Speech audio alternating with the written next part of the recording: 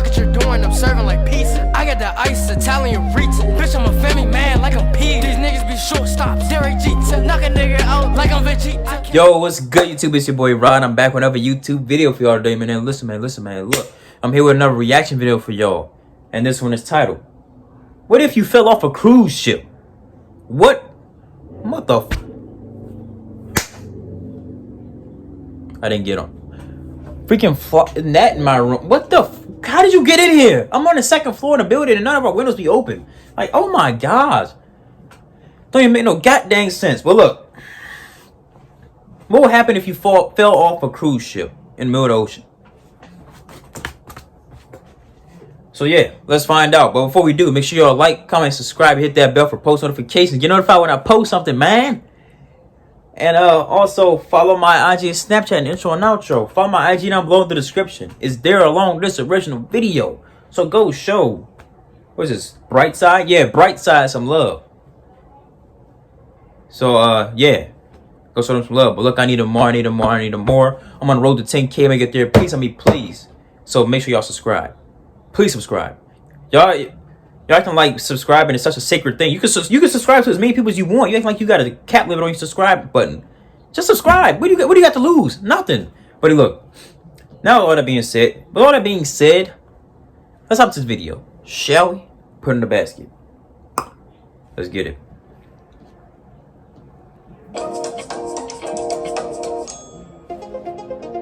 If you've reached the top of a Ferris wheel, that dizzying fear of accidentally falling off might pop into your head. But on a cruise ship, occasionally, hey, these things can be taller than the Eiffel Tower. So it's not that surprising if you're standing there admiring the views and finding yourself wondering, gee, what happens if you fall overboard? Well, in August 2018, a UK woman was sailing on the Adriatic Sea. Seems like nothing out of the ordinary, just the perfect summer vacation out on the open water. The Norwegian Star cruise liner was heading to Venice, Italy, after departing from Vargarola, Croatia. Okay. The woman was on the 7th deck when, right before midnight, she fell off the back of the ship.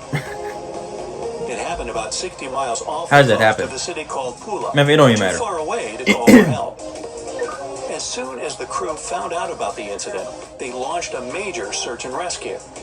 They checked onboard CCTV cameras to find out exactly when the fall happened. That way, they could pinpoint the ship's precise location at that time. The liner also contacted the authorities, and they dispatched a patrol ship, a plane, and 2 rescue boats to look for the woman. The search went on all night. The sun came up, and she was still nowhere to be found. Oh, wow. But then, at about 9:30 a.m., they saw a figure off in the distance. Could it be her? As they approached, she must have spotted them too, because she started waving her hands. When the rescue boat finally got to her, it was clear that the woman was exhausted, cold, and in slight shock. But she looked pretty good for someone who had spent the last 10 hours just floating in the sea and waiting for help. It's amazing how she's just floating around with no life vest or nothing. With my luck, I would have freaking sank. Took her straight to the hospital. After doing all the necessary checks, she was released with quite the story to tell. Okay, so is that the typical situation when someone goes overboard? Sadly, no. The odds of surviving a fall and then spending the night in the middle of the ocean are slim, to say the least. But this woman had several factors in her favor. She worked as a flight attendant, so she likely knew what to do during an emergency more than the average person. In one of her interviews, she explained that she tried to stay calm and sang throughout the night to keep herself warm. She was also a pretty fit person, so she was able to keep herself afloat. Now, on the bright side, falling overboard isn't something you need to worry about if you've booked a cruise or would like to do so. Hey, it's very hard to fall overboard unless you're being careless or doing it on purpose. It's incredibly rare. The Cruise Lines International Association says that this kind of thing happens only about once for every 1.3 million passengers. If it makes you feel any better, you'll have more chances of catching the cold or flu on the ship.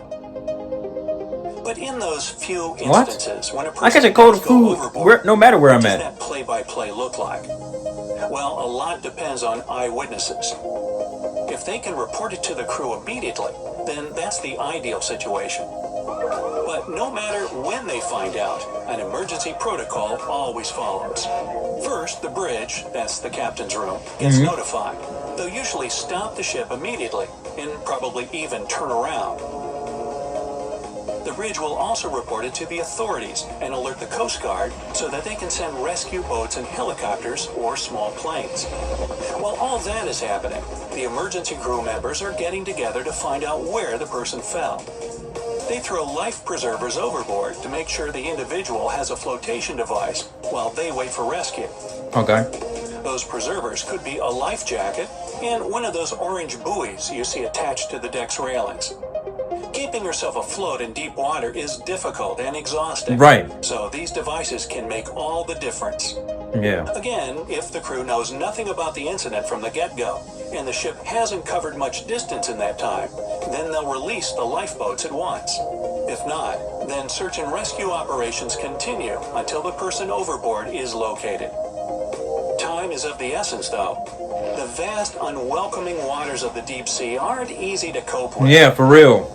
If nobody sees the person fall in, and they only notice them missing later on, Then they're probably already chances of gone. Successful rescue are not good. Only about 10 to 15%. Why so low? Well, for one, the ocean is really Exactly, big. it's really big. And they're going to stay afloat for so long. Finding one human floating among all that endless blue is no easy task.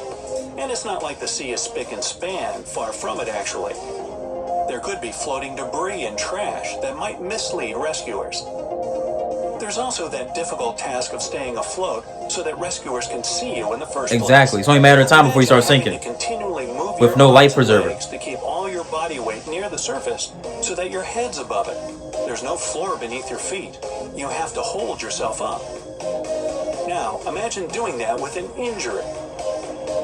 If you fall from a considerable height, you risk fracturing bones when hitting the water. How so? Because water feels like concrete when you fall from high up. Remember the whole thing about some cruise ships being taller than the Eiffel Tower? Yeah, that's a mighty big height, all right. You can also get the breath knocked out of you, or worse. You can The fall and temperature be of the unconscious or water something can like be a that. deciding factor as well. When someone falls into cold waters, they automatically go into a cold shock response. Out of instinct, they try to inhale air while they're underwater. And let's not forget the risk of hypothermia. When the water's around 40 degrees Fahrenheit, a person only has 60 minutes before their body just gets too cold. If it's 50 degrees, that time doubles. At 60, it triples, and so on. So basically, if you're gonna fall, do it in tropical Yeah, waters. if you fall in Or, cold water, you're done. Don't fall at all. Exactly. Don't fall at all, please. Final tip. Then the odds are in your favor. Modern cruise ships are the safest they've ever been, and they have plenty of ways to keep this from happening in the first place. Those preventative measures include increasing railing around the decks and making those barriers taller so that people can't tumble over them. And recently, some state-of-the-art detection systems like motion sensors, radars, and tracking devices came out to add even more protection. Long story short, too late for that. The measures they take to prevent What? people from What? taking Too late a for what? step overboard make ships one of the safest ways to travel. So no need to go and cancel your long-awaited Caribbean cruise. But I already know what you're thinking because I'm a Plan B kind of guy myself. Just in case the worst comes to worst, and you accidentally take a tumble while peeking over the railing in awe of how big this ship is, here's what you need to do to survive. Stay afloat. Oh, really, Brightside? I was planning on sprouting gills. Okay, fine, got me there. Staying afloat is a lot easier if you have something to hold on to. But I imagine you didn't have time to grab that buoy as you fell over the side. Exactly, you have nothing. Fill your airs with lungs. Oops, scratch that. Fill your lungs with air and lie on your back with your arms and legs spread out. Move them slowly to stay afloat. This position also helps rescuers spot you more easily.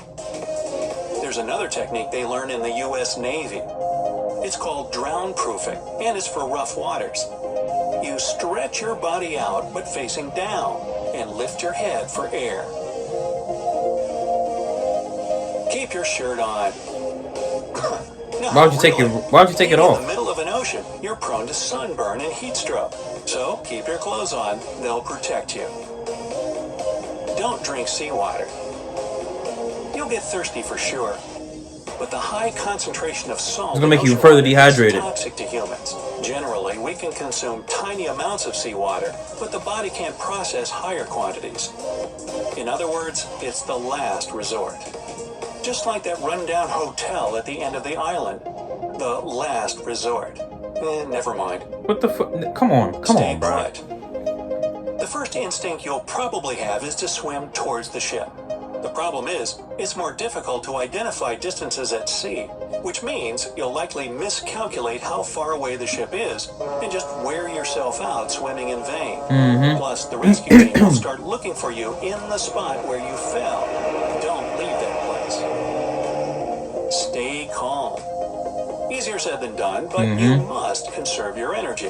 Panic does the opposite. It wears you out faster and clouds your thinking. Just keep calm, stay positive, and wait for help to arrive. They're coming, don't you worry. And hey, once they rescue you, you can check into the last resort. Come on, If bro. you learned something new today, then give the video a like. and The share it last with a friend. resort. And here are some other cool videos I know you'll enjoy. Just click to the left or right. And remember, stay on the bright side of life. Yes, sir. Stay on the bright side of life. Grammarly? Hey, look, no, shut up. More- That's in that video. So please do not fall off of any cruise ships or boats or cruise liners or anything like that. Do not fall off. It's very hard to fall off. So if you do, you're either being careless or you're doing it on purpose. But look, make sure y'all like, comment, and subscribe. Ding! Hit that bell for post notifications. Get notified when I post something, and follow my IG and Snapchat in the intro and outro. Follow my IG down below in the description. It's there along with this original video. So go show the bright side some love. But look, I need more. I'm on the road to 10K. I'm on the road to the riches. So I'm going to get there. Please, on me, please. And hey, I am